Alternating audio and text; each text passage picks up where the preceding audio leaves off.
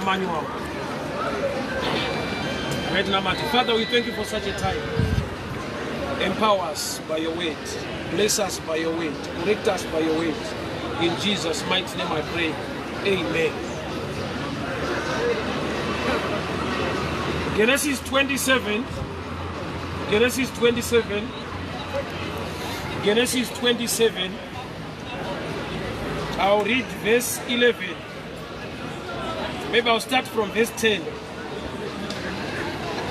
Inyaya mkomana unonzi Jacob vaanoropafadzwa nababa wake, but ane conversation yaakaita namai vake yada kuti tigone kudzidza kubva pairi. Mai vake vachitaura kwaari vakati iwo, Rebecca was listening, verse 5, when Isaac spoke to Esau. So when Esau went to the field to hunt for the game to bring it, Rebecca said to his son Jacob, I heard your father speak to your brother Esau, bring me game and prepare for me delicious food, that I may eat and bless you before the Lord, before I die. Now therefore, my son, obey my voice as I command you. Go to the flock, bring me 2 good young goats, so that I may prepare them a delicious meal for your father, such as he loves, so that he may bless you before he dies. But Jacob said to Rebekah, his mother, behold, my brother Esau is hairy, and I am a smooth man. Perhaps my father will feel me, and I shall be a mocking before him, and bring a curse on my life. But his mother said to him, let your curse be upon me, my son. Obey my voice. Go and bring them to me. Amai vari kukurukura nemukomana. Baba vataura na elder brother unonzi Esau. Havana kudana Jacob, vadana Esau. Vakaronga program yekuropafadzwa kuna Esau. Mai vake ndokubva vata overhead, ndokubva vanzwa baba vachitaura nemukomana. Amai ndokubva vashedzawo Jacob vakataurawo naye concerning the blessing. Chaita kuti muite sekunge mumba mune kudhonzerana. Inawe kuti Rebecca achine pamwiri, wakarwadzwa nepamwiri akabvunza Mwari kuti sei izvi zviri kuitika kwandiri. Mwari vakati mauri mune ndudzi mbiri, mudiki achabudirira kudarika mukuru. So mai ichiri pregnancy, ichiri nhumbu, vakanzwa the mind of God concerning the voice. But vakomana vaberekwa, baba vakataura nedangwe ravo kuti varipe ropafadzo. Yeti Mwari program yekuropafadzwa yange yaiswa muruoko rwemudiki. Saka mumba maita vanhu vaviri vane vhangeri rinoita sekunge rinopesana. Chiri chikonzero chekuti mumwe ari kushanda according to tradition kuti the first born anowana a double portion than the second born. So in tradition yagara iri kwaIsrael. But this time Mwari vakataura a prophetic word concerning the boys. Saka pane a prophetic word against tradition. Pane izwi raMwari pamusoro pevakomana gogoita kufunga nekurongwa kuri natural kwetsika kwataurwa nababa naEsau. Saka Jacob haana kudanwa nababa wake. Jacob akadanwa naamai. Amai vachitaura naye, ndanzwa iye achibudawo pachena kuti amai program yamuri kuronga inoita kuti nditukwewo because nechikonzero chekuti inini nemukoma wangu Esau takasiyana. He is a hairy man and I'm a smooth man. Saka baba pavachandibata vachanzwa kuti handisiri munhu wavari kuda, ndotakura chituko. Mai vake ndokubva vati let that curse be upon me. Ukaenda fedha nenyaya iyi, mukomana uyu wakaropafadzwa. Nyangwe iye mukufunga kwake aifungidzira kuti haadeserve nechikonzero chekuti naEsau vakasiyana, kureva kuti mukomana uyu akazvikompera nemumwe wake, akaona sekunge mumwe ari nani, ane maqualities ari better nekuti baba amukomborere, iye haadeserve. Chaitika ndechekuti vari mudumbu, Mwari pavakataura shoko akanzwa ndiamai vacho vane pamwiri kwete vakomana vari mudumbu. Ndo danger yekuti shoko rinenge riri rako but haurinzwi. Shoko rekunzi mudiki achabudirira kudarika mukuru. Here vana vari mudumbu vari kurwa. But it's unfortunate kuti vari mudumbu havasi kunzwa. Saka message ndeyavo but haina kusvikira kwavari. Yakasvikira kuna amai vane nhumbu. Saka vakomana pakukura havana that message. Vakakura vasina prophetic knowledge concerning their destiny. Vakura vane knowledge iri traditional. Even obaba mumba havana kunzwawo Mwari concerning the future of the boys. Baba vari kushandawo netsika yavo yekuti I want to bless Esau, my firstborn. Samukomana ndokubva ashedzwa kumeeting. Kana baba chienda unobata mhuka. Kana waibata wouya nayo. Wobika sezvandinoda. Kana ndadya ndokuropafadza. Imwe key yanda kuti ubate. Kana mhuka ikabatwa mukomana haaropafadzwe kusvika yabikwa sezvinodiwa nababa. Chandinoziva angangobika zvinodiwa nababa ndaamai. But amai muprogramu iyi avamo. Mukomana angonzibata ubike undipe.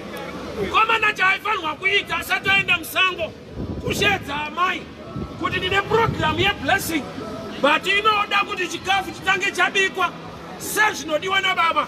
Saka mai ndiri kukumbirawo kuti kana ndauya nemhuka yangu mundibatsire kubika sezvavanoda. But mukomana wakangomhanya musango asina communication naamai. Amai vandiri kutaura nezvavo mukadzi. Mukadzi imwe title yaakapiwa naMwari achiendeswa kuna Adamu. Adamu akanzi I'll give you a suitable helper, mubatsiri. Rimwe zita ramweya mutsvene kuchechi ndihelper. Mweya mutsvene mubatsiri. Saka pano ndiri kutaura a shadow picture yaHoly Spirit to the church. Ndoda kuti uone kukosha kwamweya mutsvene kukereke. Ndamunzwa mwatarata yenda isiye mweya. It's unfortunate. Statement iyo iri dangerous. Pakuti kudi Mwari mweya anonamatwa mumweya. Mwari wacho mweya anonamatwa mumweya. Iyo ndobva wanyatsova comfortable kuti yenda isiye mweya atipindedze mweya. Anonamatwa wacho mweya uye anonamatwa mumweya. Iwe haupinde mweya. In other words, ulikubuda pachana kuti hatina mate. Nechikonzero chekuti kana pasinawo mweya waMwari haugone kufadza Mwari. Those who are led by the Spirit of God are the sons of God. Tisati taenda pachurch doctrine. The Spirit must lead people. Vanotungamirirwa nemweya ndo vana vaMwari. Nokuti Mwari wacho mweya. Dzimwe nguva ukanzwa munhu achiti yenda haisiye mweya ari kutaura broad term ndoda kutsanangurwa zvakanaka. Dzimwe nguva vanhu vazhinji vanobvunza kuti mweya mutsvene zvinoreva mweya wechiprofita. Mweya mutsvene is a person. Ndiye ane zvipo maari zvichida kutaura nendimi kana kuprofita. Saka kazhinji ndaifungidzira kuti panonzi pane mweya panenge pane muprofita. Gamba kutonamata kwacho it's a spiritual thing.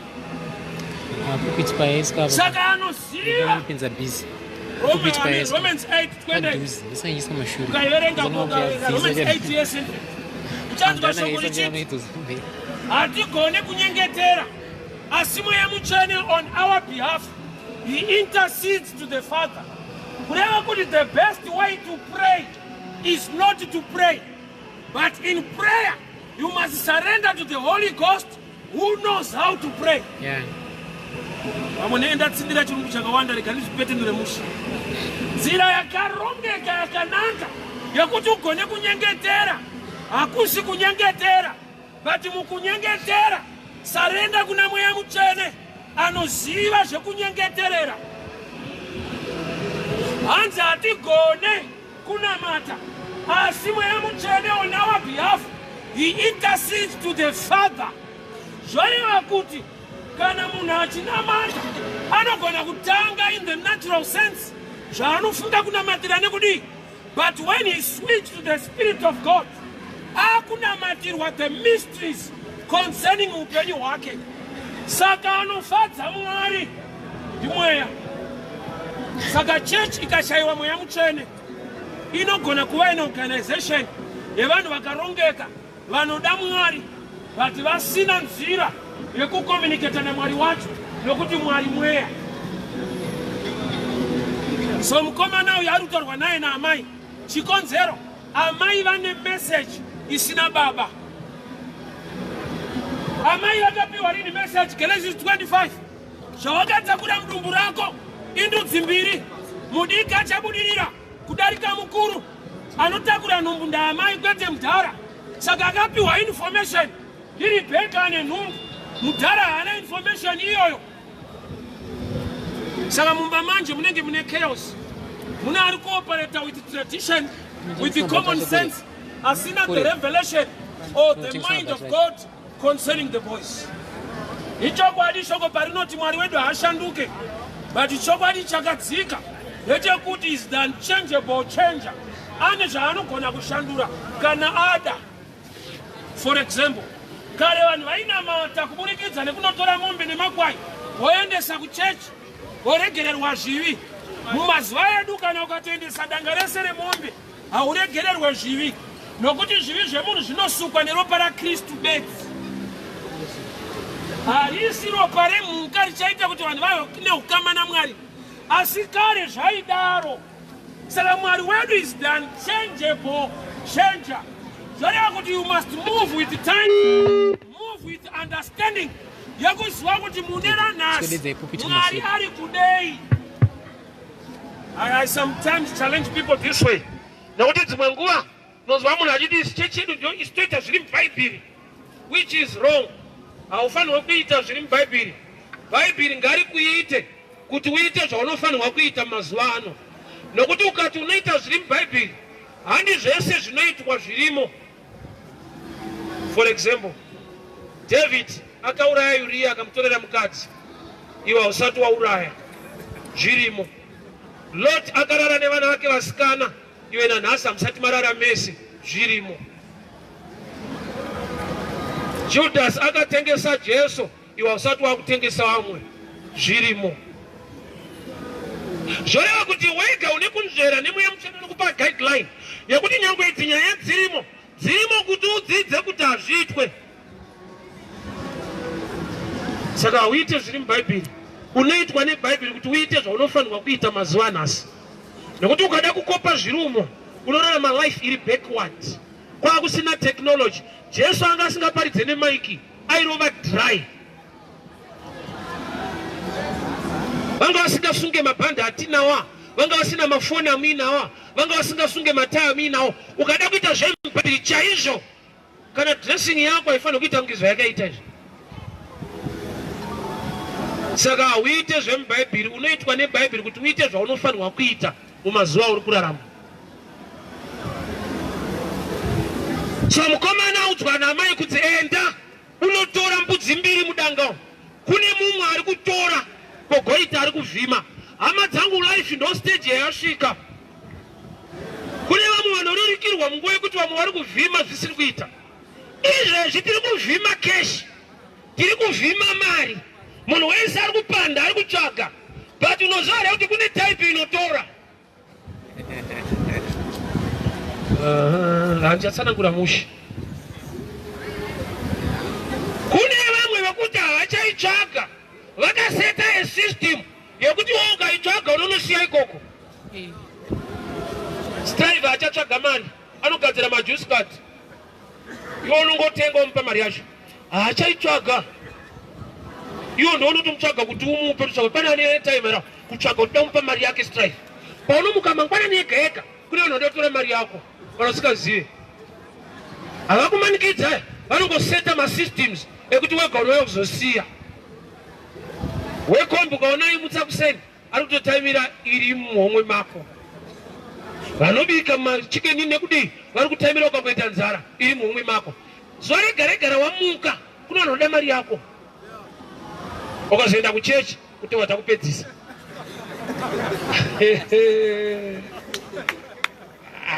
Unazoona kuti haikwani zvishuwa. Pakudira zuva pega pega kune kwarida kutorwa. So pane mukomana akaenda kundovhima Esau. He was a skillful hunter. Mumwe wake kuvhima hagone, but ane relationship yabvisa kuvhima. Baba vatenda unovhima, amai vatenda unotora. Uriwo ungade kuwirirana nani? Anokuvhimisa here kana anokubatisa dziripo? Andokuziva kusaidi kwakwe. Tese tiri kuna amai. Oh, dai mwanzo munhu wese kuna amai ka? Ndiyo iyi. Ndopa yakatorwa munhu wese kuna amai. Amene zvinongopindirana so. Ndonzi wakapinda kanyaya kacho. Munhu wese kuna amai. Why? Nokuti amai akatume munhu kundovhima. Remember, no matter mukomana arida kublesswa, but anzenda unovhima. Kuvhima hakusi kutora. You need skill, you need the strength, you need the sweat, you need ideas to get kumuka yacho iriko. And muka yacho haimire kuti womuda kukomborerwa baya tiende. Inotiza iwo uchida kukomborerwa. Saka mudhara akaudza munhu zvinhu zvakaoma. Kuvhima hakusi nyore. Unogona kudzoka usina kubata. Ukakuudza kuti musango hamuna chinhu. Gamba hamuna zvako musiwo. Enda undovhima. Go and hunt. Amai ndokubva vati kune wawo. Enda unotora. Mukuru hakuna vhangeri rinonakidza sekunge kungotora. Rekuvhima rinonetsa. But unozva kuti vakomana vaviri manyuma testament maviri papa. Pane testament iri kumirirwa nelaw. The testament iri kumirirwa negrace. Because kana iyi law waitofanirwa kutenga mombe wozoenda nayo kuchechi woregererwa zvivi. Unoti waifanira kutogara uchitsvaga mari yekuti utenge zvipfuyo kuti Mwari akuregerere. Vairarama zvekuvhima, kutsvaga, kuda kuita naMwari, ufanira kutotsvaga mbudzi. Vairarama zvekutsvaga. But the New Testament tiri kungotora ruponeso paCalvary. Nokuti kune gwayana raMwari rakatouya. Hatiri kumuvhima. Kana waifungidzira kuti uri kutsvaga Mwari, uri kutoita hera, iye ndiye ari kutsvaga iwewe. Bvunza Zakeo. Zakeo aitsvaga Jesu, but kupera kwenyaya Jesu ndiye akaona Zakeo. Kuti Jesu aitsvaga Zakeo. Saka Zakeo akaita mistake kutsvaga chiri kumutsvaga. New Testament church hatisi kutsvaga Mwari. Takatotsvagwa tisu nokuti ndiye akasiya denga rake akauya kuno. Achitoziva kuti utenge mbudzi hauigone. Akunge munguva yatiri yepotetwe. Hauigone. Taurira pa. Kunamata kuchiri kwetsika iyo yekuti unoti nambudzi kuenda kuchechi. Wega waitoziva igena straight. Wezi kg yacho yembudzi, kg yembudzi yakatofa. Ukwanisa. Zondo racho haugone. Kare kunamata kwekare. Mari yako ndo kunamata kwacho. Kana wakatobroka itori gena. Why mufundisi hambova akaparidza kusvika wati namombe, waenda nembudzi, waenda nehwai, kuti ropa rikadeuka uregererwe zvivi. Saka vekare vaivhima. But the New Testament church, the house of Israel, which is the house of Jacob, yakadzitora imbudzi. So vhangeri raamai ndarida rekuti mwanangu enda unotora mbudzi mudanga. Rababa rakaoma nderekuti vhima ukabata yobikwa ndokukomborera. Saka kuvhima kuri tafu. Amina handizivi pano kuti pane vanhu vari kurarama here nekuvhima. In other words, ndakambonzwa umwe achirifundisa namatrei. Shoko rinoti murume achadya cheziya. Saka ndakuwanawo pekuti ndingashande ndidye. Statement iyoyo naturally iri correct, spiritually iri wrong. Nokuti painzi munhu achadya cheziya paitukwa munhu. Kungoti nyaya dzako unobatira pakati. Paitoshaudzwa munhu anga akanya. Inda uchida panotukwa vanhu, panokomborerwa vanhu haupadese. Munhu akatukwa atadzira Mwari. Ndopa akanzi you eat out of sweat. Sambudzi munoreva kuti munhu hafanirwe kusweta kuti adye. The truth of the matter is, Adam ari mugarden aishanda. Aburitswa mugarden aishanda. But the difference iripo, ari mugarden anga asingadye cheziya. Aitobuda ziya nekudya. I'll explain. ukatarisa creation yemunhu, munhu wasikwa day number 6, day number 7 irest haashande. Saka munhu haana kutanga neworking, akatanga neeating. Why? Mwari vari kumupira irest asati ashanda. Why? Nokuti kana uri muprogram yaMwari, it's not how you work it, but he has already worked it so that you rest in understanding to benefit. Chino chinonzi nhaka chicreate usimbe. Nokuti nhaka ipfuma yakatoshandirwa munhu akasweta. Saka vhangeri reNew Testament church inhaka. Saka there are times yekuti aiwa munoti vanhu vave simbe. Kana zvinhu zvakashandirwa kushanda futi, hakujustify kuti unonzwisisa. Kunongoreva kuti hausi kuziva kuti zvakatoitwa. Unenge munhu abvisirwa find obva wati but ndiri kuda ngopika nyaya yangu. Unopawo munhu akakubhadharira. Find yobviswa kuti ndodhonza 6 years dzangu ndodhonza. Unomurwadzisa. Why? Nokuti kana zvakabhadharwa usabhadhare. So amai vane vhangeri rakanaka, pinda mudanga utore mbudzi. Baba vane vhangeri rinorwadza, vhima ukabata wouya nayo yobikwa nokukomborera. Baba havaendi kunoudza mhuka musango kuti mufana ari kuda kubataika, saka itai izi kuti akubatai ndoda kutofa munhu. Akatononoka kuibata. Why? Nokuti kuvhima hakusinyore. Vanhu vazhinji vari kurarama life yekuvhima. Okay, Daniel chapter 6. Shumba dzakatorwa namambo dzikagara papalace namambo, dzabviswa musango, hadzina kuchinjwa chekudya, dzinoramba dzichidya nyama, but dzabviswa musango madzaitanga dzavhima kuti dzidye. Mambo paaichengeta shumba pana Daniel 6, adzibvisa pasystem yehunting to eat. Dzakurarama nokuti kana dzakabatwa dzinobatirwa kuti dzidye neakadzibata. Nokuti mulice den muconcrete mumba hakuvhimwa, hamuna sango, hamuna tsuro inomuka. Saka shumba dzairarama sei? Dzaitarisira kuna akadzibata kuti adzibatire. Saka waona chikafu cheshumba chaibva kumusoro kwete on the ground. Chisina kuchinja pashumba kudya nyama, changochinja tsika yekuvhima. So we resemble those lions as kingdom people. Hatisi venyika ino, tiri panyika ino. Tichiri kudya zvatinofanirwa kudya tichinamata, but nzira yekuuya kwazvo ndoine nyaya. So shumba dzaichengetwa namambo hadzivhime, dzinopota dzichingoteerera kuti mambo ari kudei, ndokuvhima kwadzo. Sarimwe dhei pakakandwa mumwe blaza ainzi Daniel. Mambo ndokubva ashedzera kuti Daniel, Mwari waunonamata akurwire. Shumba ndokubva dzanzwa kuti akatibata haasi kuda kuti tsano havabatwe, atoshedzera kuti Mwari wako akurwire.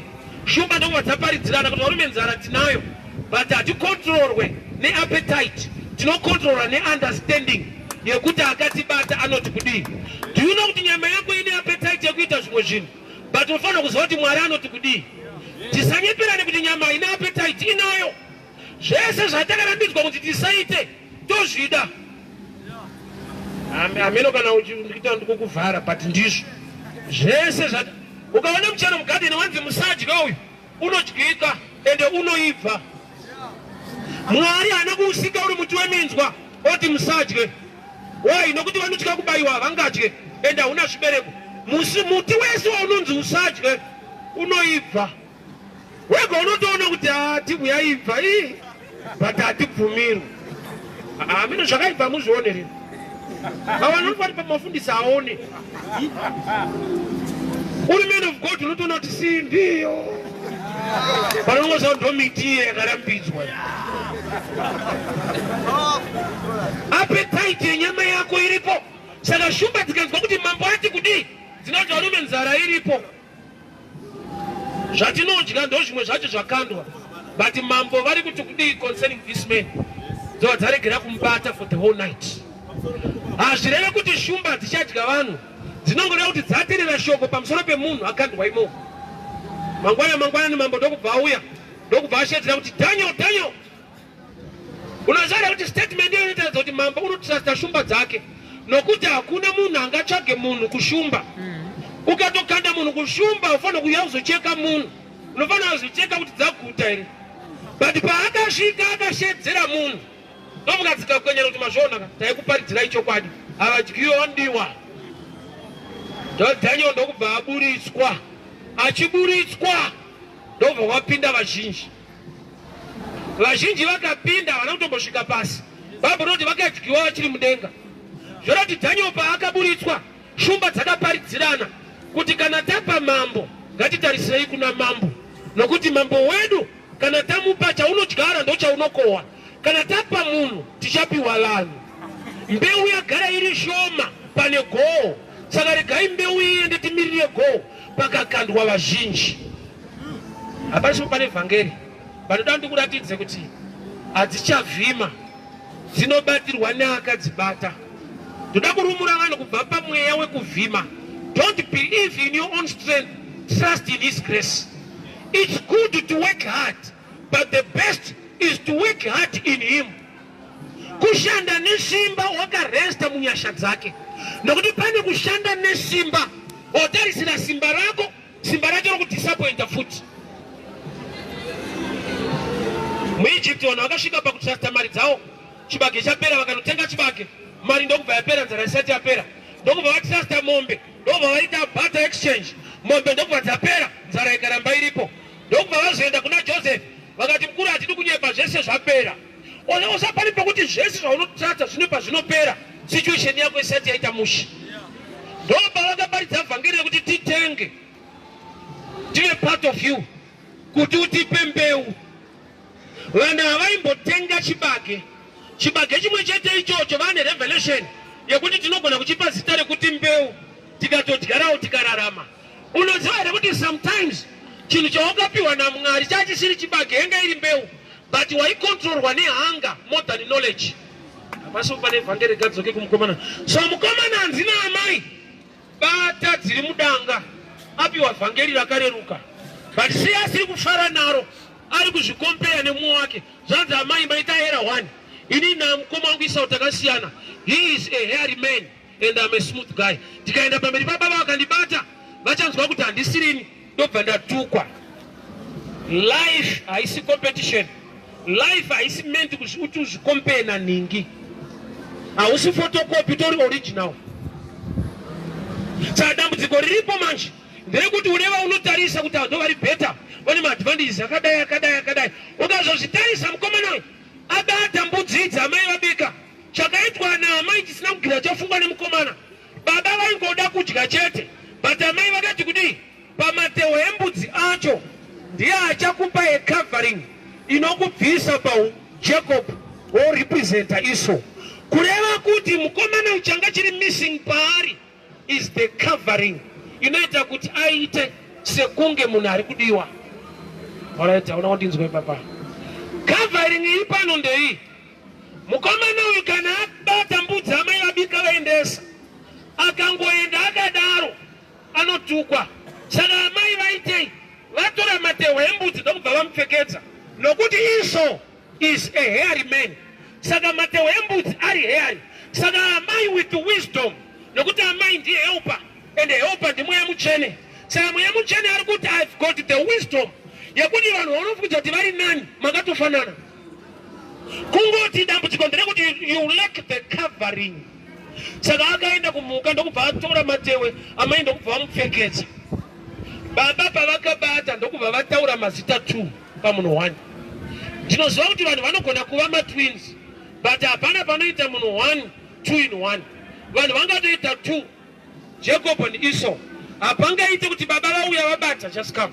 Zvanzi baba pavakamubata vakati maoko ndeya Esau but voice ndera Jacob.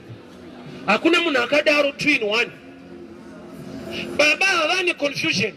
Vari kunzwa munhu asiriye pakutaura but vari kunzwa munhu wacho chaiye pakubata.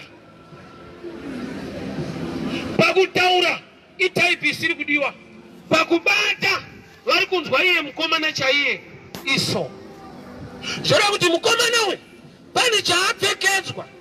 Baba vari in the midst of confusion nokuti kana zvadai so mudhara aifanira kuti handichakomborera munhu muri kundivhiringidza. I'm now confused. Ndiri kuda Esau handisi kuda Jacob kana kuti Esau ndiri kuda Esau but ndikabata ndiri kunzwa Esau akataura ndiri kunzwa Jacob. So because of this confusion I'm not going to bless anyone. Don't bomira. chakandi challenger, he went on to bless the guy in the midst of confusion. Confusion irimo mu economy nemamirire zvinu atati semwari kukuropa fatsa baba vabata vari kunzwa type yacho ndiye mukomana iso but the voice ndiJacob.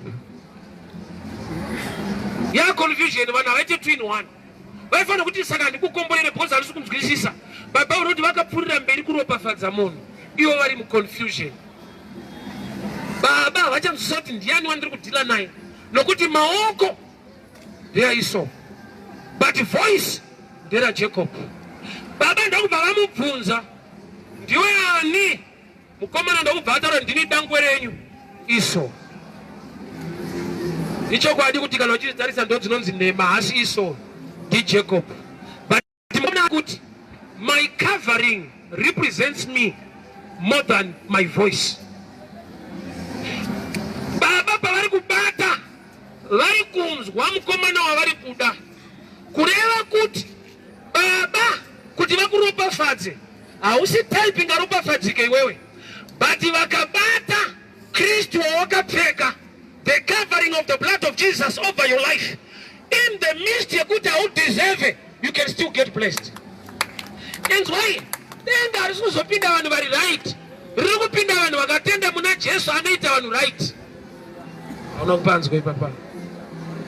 Denga harisi kuzopinda vanhu vari right. That's why tine example yemumakadzi naJesu tiri kuenda aitei aiba akatodzwa pamuchinjikwa kuti tiri kuenda tese, chief kwete bishop kwete pastor, chief mbavha yakanzi tiri kuenda. Anoenda sei iye ari mbavha?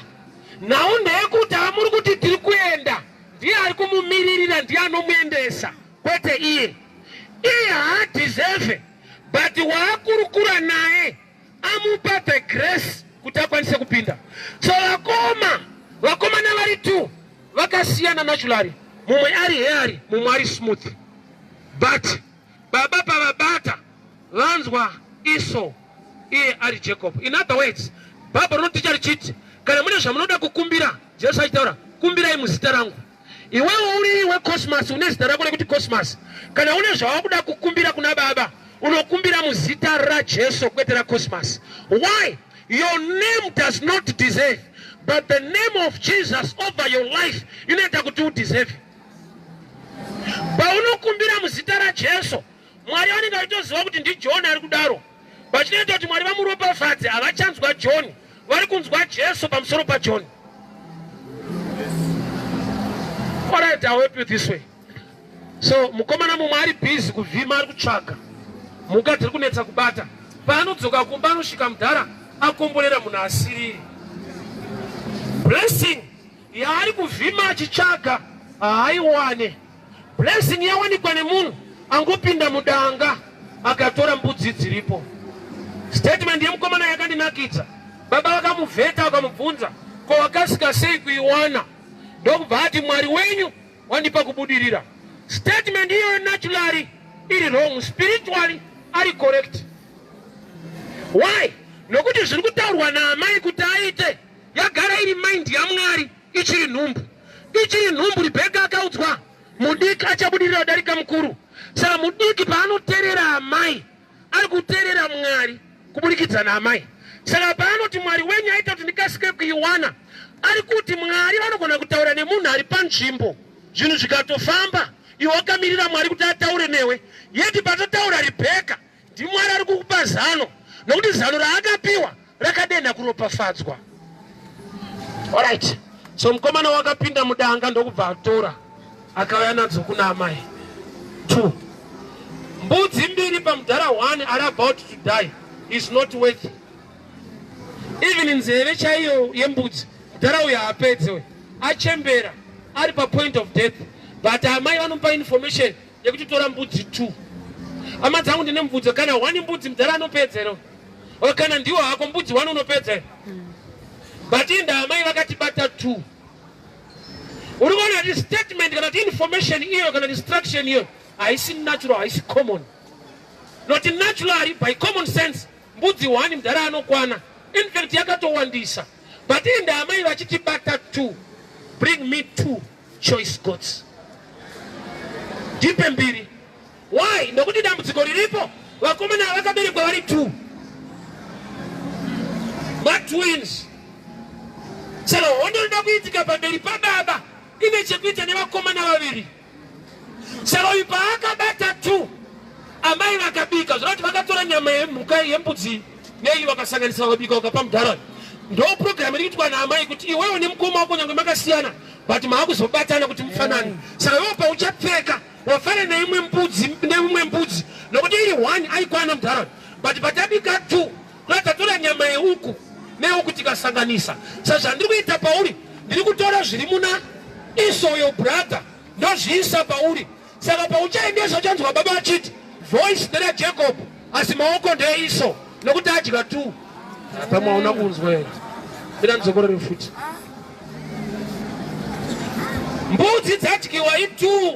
Amai vati bring me 2 choice goats. Kuti amai chavari kuita vari kutora part of this meat nepati yebaba vobika upa mudharauni. Why? Nokuti mukomana paachanobatwa baba vanofanira kunzwa 2 nokuti vadya 2. Why? Nokuti chokwadi chinorarama chiri mukati kuti chibude kunze. Saka baba pavari kunzwa 2 kunze inyaya kuti mukati macho mune 2. Amai zvoda kucheche muchana. Vari kundinzwere. Iyo mudhara 1 2 mbudzi apedze. Amai vati bata 2. Fana haifana kuti haiwa amai 1 anokwana kana nzeve chaiye anokwana mudhara. He's about to die. But amai vati I need 2.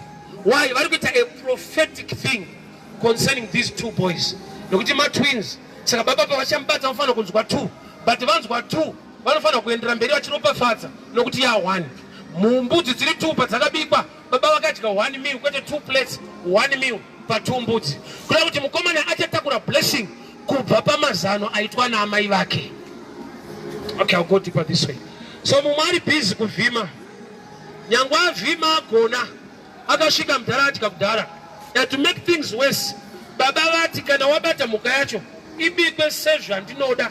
Kwete sezvaunogona, sezvandinoda.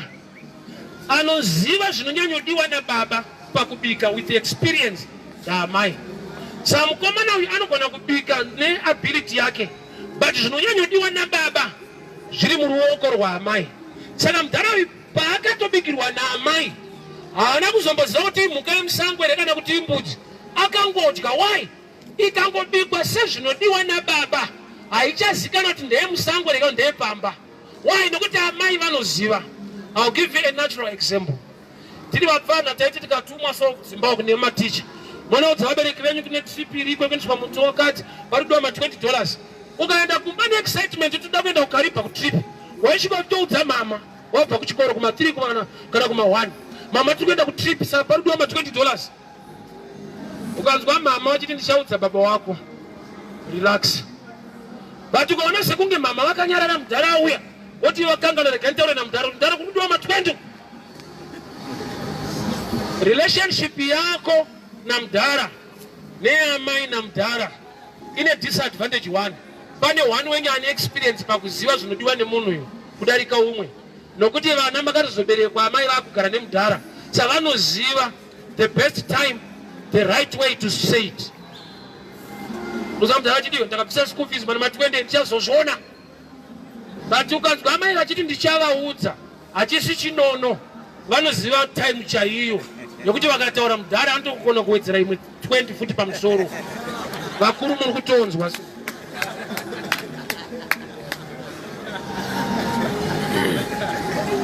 Ane time yekuti akaudzwa ega anoshedza kuti 20 chete. Kune nguva idzodzo. I-understanding, i-knowledge. But iwo nokuti ndanonokirwa ndikani ndamuudza mudhara chimbosvika mudhara $20 ari kudiwa. Ndada kuita rafu. But amai akazotaura kuma 10 kuma 11 uchimuka kuseni unoona pabuda iri 50. Experience yekuunderstand at the right time to say it. Zvichida pane zvimwe zvinogona kunge zvichiitwa pasati pataurwa. That's why mudhara uyu akati ndinotanga ndadya pane zvinomboitika tozotaura maropafadzo. Handi kuropafadza ndisati ndadya but handiri kuda kudya ndoda kudya sezvandinoda. So anoziva the right mind and the knowledge of God is not your pastor, is the Holy Spirit. Who is the helper? Munhu vanotungamirwa nemweya waMwari ndo vana vaMwari. Kureva kuti kana wakunamata Mwari, iva niita munamato kuti mweya mutsvene ndinokugamuchirai ararame muupenyu hwako. Why? Nokuti ndiye anokuudza zvinodiwa naBaba, ndiye anokuudza zvaunofanirwa kuita prophetically. Nokuti pane zvimwe naturally zvaunogona kuronga nekuita zvikakushayisa ropafadzo. But mukomana paakanzi bata mhuka mbiri, aifunga kuti inyaya yekudya chete, haana kuzoti matehwe acho anopfekwa. The wisdom of the mother. So the church must have the wisdom of the Holy Spirit. Uchenjeri hwako sabishop tinokugamuchira, but we need the wisdom of the Holy Ghost. Manje vazhinji vedu tinofunga kuti mweya mutsvene motoka notakangonzwa kunzi Holy Ghost fire, Holy Ghost fire. Holy Spirit is not fire. He is a person, but he can manifest as fire. There are times you put out the Holy Ghost fire. You need Holy Ghost wisdom. Unoda uchenjeri wa mweya mutsvene kwete moto every time. Fire, fire. You can't open the moto way, Papa. Through the brain up the motor. Look at David. I look to fight Goliath with faith and knowledge. And those what one don't want to come to man offer, but I don't told 5. Mama 4 naturally ashande. So why picking 5 stones? Ujitu kakanda wani no shanda. He is fighting with the wisdom of the Spirit. Dombo wanu katema Goliath ano tofa. Sala unota ku 5 for some back. Oshandisa 1. Mamwe 4 no adi. The truth of the matter is, Jesus ajuya panyika. The first 4 books, the New Testament, Matthew, Mark, Luke, and John, do announce the Gospels. The 5th book announces Acts of Mabasa. Saga David Arguti, when I have the Gospel in me, I'm empowered to do exploits. Crowd indicator of Matombo 4, I know represent Matthew, Mark, Luke, and John. I have the Gospel in me. Saga pese pandishaita jinu and kundikani. Nokuti ndikura mandiri mushokora Mwari. Chirimu na mubegra David makasara Matombo 4. One akarelease Goliath akafa. Kuda kuti as a believer, you must have the gospel to do exploits. Buku rechi 5 inonzi mabasa apostori. Kwete amwe mchene apostori. Kuda kuti mupostori anogona kuita mabasa kana aine gospel mari. So he is fighting this fight with the wisdom of the Spirit. You must have the word in you so that you can do exploits. Daniel 11:32 inoti vanoziva Mwari wavo vachava nesimba vachaita mabasa makuru.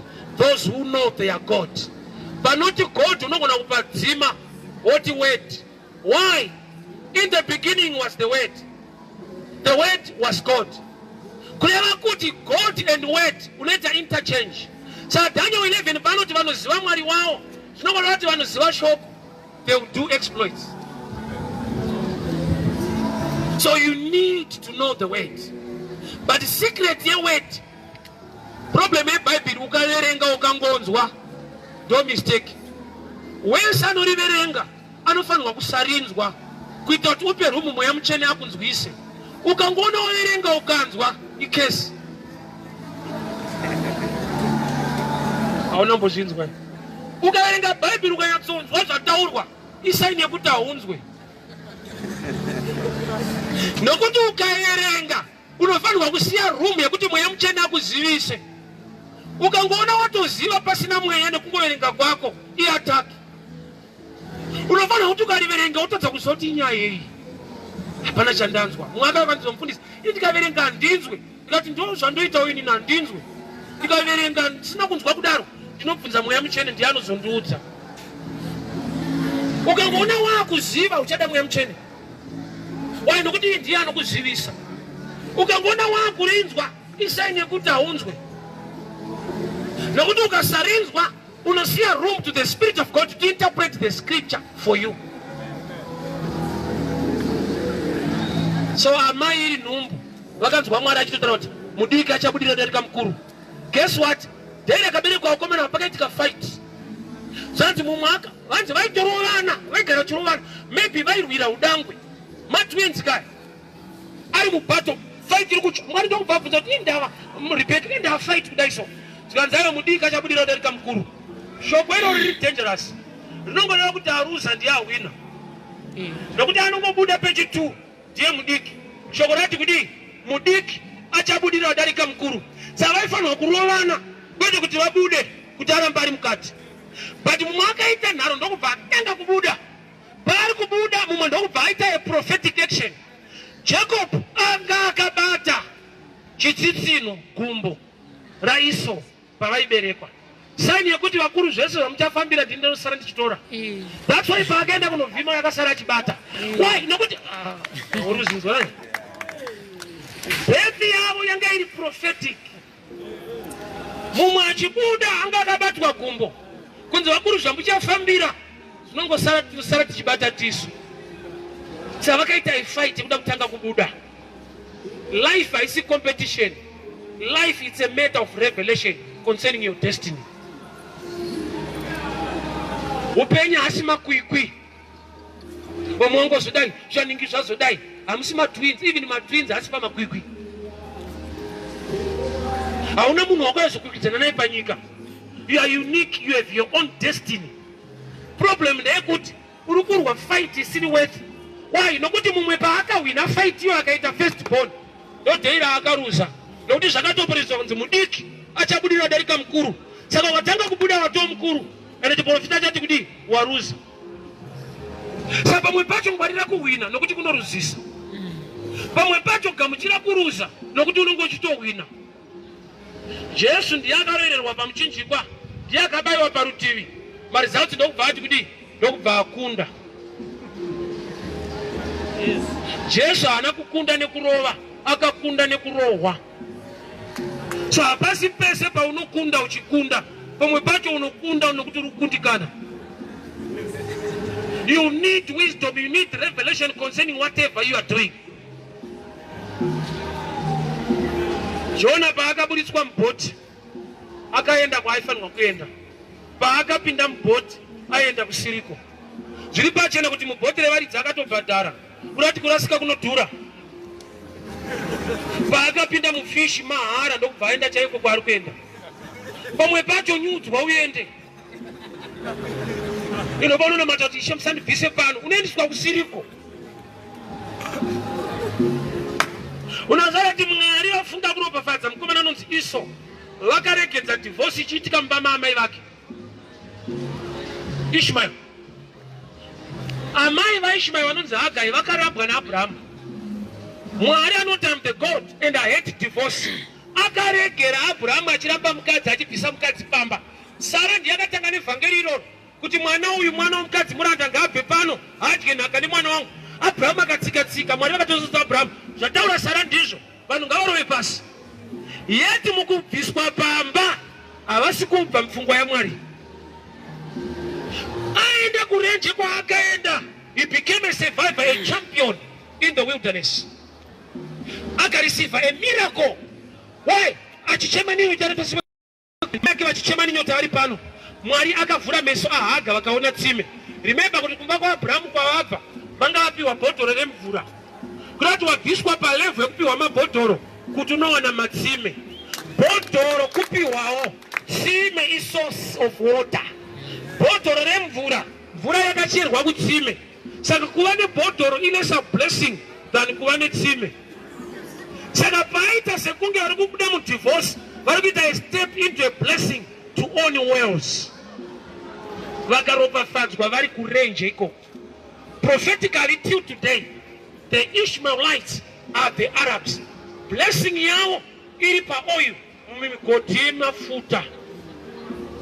Panguva iyi kwakusati kwaane mota, saka pakavhurwa tsime remvura. But it was prophetic kuti vachararama nematsime ainenge aine oil. World yese inosubmita kuchinhu chinonzi oil kana kuti petrol kana kuti diesel. Ingoni ndio tiri kuchema nayo kuno, tiri kuchema nayo Ishmael. Ngona yakwira sokuti amai Ishmael blessing yake, but akaiwana kupi? Abva pamba.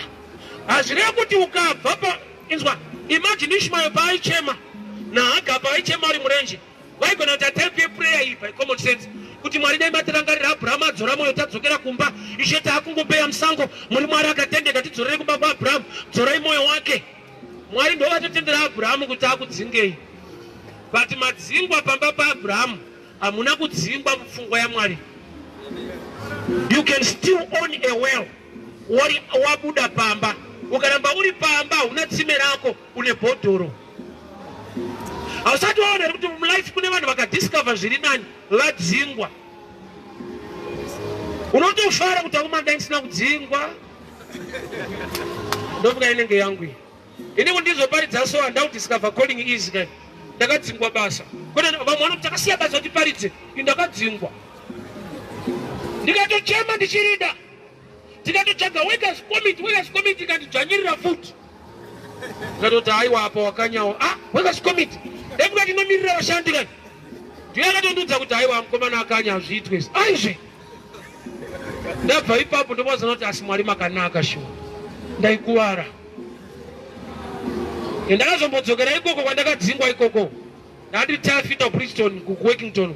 Ndakazodzokera ndakunofitisawo motikari yangu. Vamwe wangu wandaifita ano ndokubva vaifita. Ndikati Mwari ari right ako. Ndaisina kudzingwa. Ndati tichitoti jeka kaizvezvi. Which is true. There are times you're going to discover blessing yako out of a challenge. Abasi pense pane problem. Panobora kuti Mwari pindirai. Time Mwari vacho vakatopinda neproblem iyo kuti ugone kusvika kuti ndifa. Nokuti vanhu vakasa kunyudza uende. Remember kuti vanhu mubhoti vairespecta Jonah. Why? He had a good title, a prophet. Profita hasi kutamba naye. But munguwa mune mutonyudzwa nekuda kwake. Yakaipa manje. Prophet kunyudza vanhu. Pano mhepo nyaya ya prophet.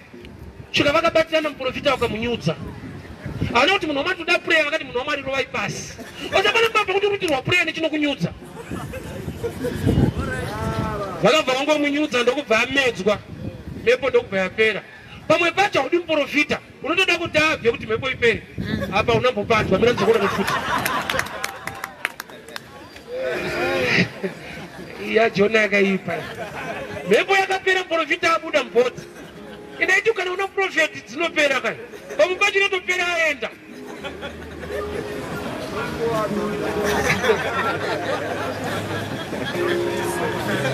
Jonah.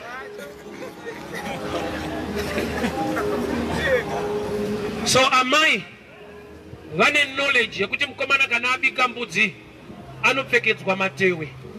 Iye anobvira azvifunga ndikapfeka matewe, I will look like my brother Esau. Vanhu vese vanofunga kuti vari nani kudarika iwewe. Inyaya yekuti hauna pfungwa dziri nani pakuziva zvakarongwa naMwari paupenyu hwako. Hakuna munhu ari useless, hakuna. Inyaya yekuti sometimes also to discover your area of strength. Munhu wese waunobhiliva kuti ari strong, ari weaker somewhere. Kungoti vamwe vacho vaamature zvekuti havaexpose weakness yavo. Saka tifunga kuti vari strong in every area. Vanenge vabereki baba vakaita problem, vana vachichema nenzara, iwo havachemewo. Imagine vana kuti baba havana hufu, baba ubva kuti unozoti hatichadya sure. Unonzi mudhara achiti I will make a plan. No, my qualities are leader. Uchazviona ukaita leader, hautaure semasi, unotaura salida. Vanhu vachiti zvakaoma uchiti tiri kutoita zviri nani pane level yatiri kuenda. Ndo matauriro ekutungamirira. Imagine tikati zvakaoma, ona mukuru akutopukutawo kuti ishokada kumana. Ndaiti chinhu chiri nyore chakumana. Tozoti atatofa kumana kutochema mudhara. The quality of a leader kupa vanhu hope. Hey, that's the quality of a leader. So munhu wese waunoyemura ane strength in certain areas, ari weak in a certain area, and the one strength in a certain area. And I'll discover, I love jokes anyway. English yaindinetsa ndikati chikoro chaindinetsa ndikati English ndo ndaigona metsi chikoro chese kubva kushona kwacho pane time yekuti ndakanyorera musikana tsamba neEnglish mazuva edu ndeye matsamba ndiri wa 77 so ticha ndokubva vaona tsamba mubhuku rangu nasina kuisa zita but vakaiwana iri bhuku rangu saka ticha vakabvunza kuti ndakaona tsamba mubhuku raTremo ndiye ndakanyora tsamba iyo chada ticha vafungidzira kuti haisi yangu inyaya kuti English yacho mukufunda umu nasingagone saka vakaona chirungu chirimo mutsamba vakafungidzira kuti handisirini chavasina kuziva ndeyekuti chirungu chekufunda chondinetsa but chelove ndorova usati atimes kuti mune area dzako ndotokutaurira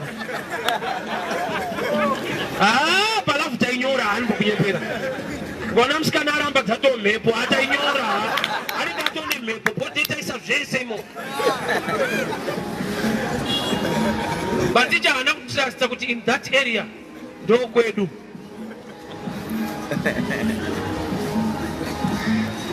you are strong in a certain area. So a challenge in Jacob. I know he is better than me. Don't mind setting them Africans towards white people. They are better than us. They are blessed more than us. Likewise, America, you know, one of my challenges, my natural challenges, Kudarika Africa. Why you want to grow up mepo inonzura mapoema gets kunoita anonzi mahurricane kunokuwa kuna mahurricane uko vano ndo mugariro matenado mahurricane zvinezvi madisaster kunokuwa hatina tisu disaster yacho wamunganzi muri disaster muita disaster futi vandatopedza kuno watimboda tornado titori tornado pamfungire tinotoparadza tega isati moda hurricane isu tinoparadza tega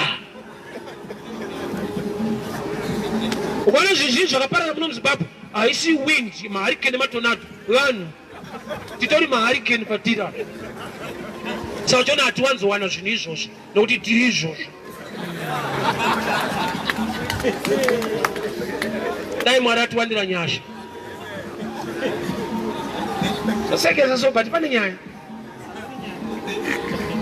mukomana aita akatarisa mukomo wake aiti ari beta ari heyari baba wakamubata unozoti ndiye ini ndikabatwa ndotukwa saka hazviite pane ka difference pakati pedu hapana ka difference kana wane wisdom kana kuti knowledge amai vakamuti chibata mhuka dzacho upe kuno ndokubva vatora matehwe akachipfeka paakapfeka aenda pamberi pababa akatoshamisika baba wachiti maoko ndeyaiso kunati zvaaifungidzira kuti haana anazvo but ndokunge agona kusubmita kuwisdom dzina amai amai vanotaura nezvavo mukadzi vanotaura nezvake mubhaibheri anonzi helpa anotaura nezvake ndi mweya mutsvene akati najesu andikusei mogazi chakupai mubatsiri ura the church must have the wisdom of the Holy Spirit.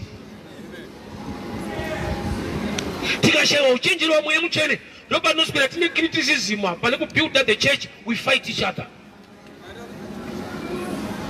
Why? Nokuti wisdom dzamweya mutsvene anogona kupa vanhu zvipo zvakasiyana purpose yakafanana. Saka nharo nekutukana kunozoita vanhu papulpit munhu wese adati munhu mumwe munhu aparidze saiye kuti ati ninga anogona kuparidza anofanira kuparidza saiye. Hakuna munhu anogona kuparidza nokuti kunonzi kugona kuparidza kutaura zvawanzi naMwari taura. Even vanhu vakasadzifarira watorova. Pane kureta vatiita kuti anogona vanhu vanoparidza vafanira vanhu vaverenga news. Hakuna shasha pakuverenga news, unoverenga zvawapiwa. Hauti handingaverenge zvekuti munhu kumabhazi ndombotaurawo zveLiverpool. Verenga kuti bhazi rakadhumira ubve pabasa. Pei yako inouya verenga izvozvo. Hakuna champion. But vese vari kulidwa namweya mutsvene mumwe chete. But vane magifts are different.